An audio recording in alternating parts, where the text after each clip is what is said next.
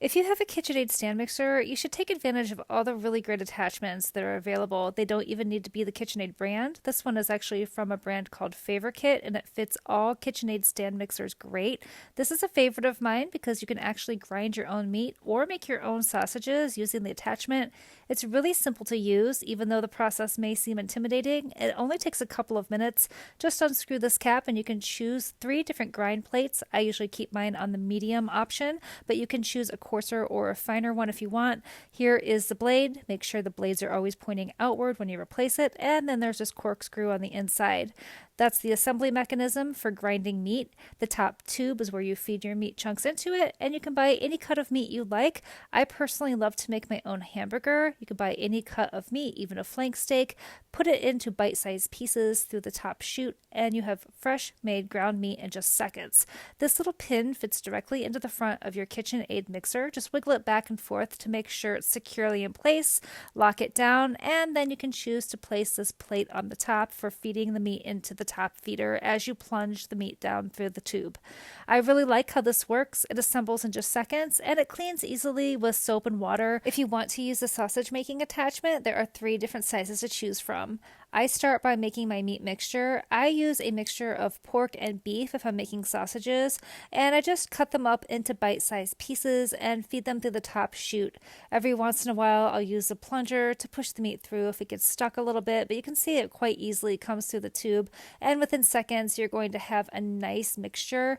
Make sure that you do pick a cut of meat that has a little bit of fat in it. It's going to make your sausages taste a little bit better. I really like to use a pork shoulder, and just a regular flank steak or any cut of beef works well, even steaks. And then you're going to want to get your sausage casings. Make sure that you soak them thoroughly for about an hour and rinse the salt off of them. Here's my sausage mixture, and I'm just going to add a couple of spices. There's no specific recipe. I put a handful of spices. I like to use sage and thyme in mine. I put about a 1/4 cup of each into 4 cups of meat.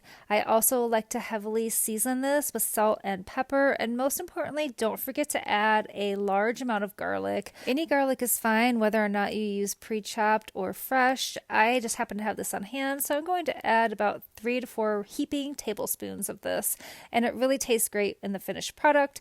And for just a little bit of moisture, I'm going to use a white wine, but you could also use a chicken broth if you wanted to. You only need a very small amount. Some people like to take a small bit of this mixture and fry it in a pan before making it into sausages, just to make sure they have the flavor profile correct. Now you need to reassemble your sausage making kit, so you're going to put that corkscrew back into the assembly first, and then you're going to put that plastic propeller wheel on and choose your sausage size. I'm choosing the medium-sized tube.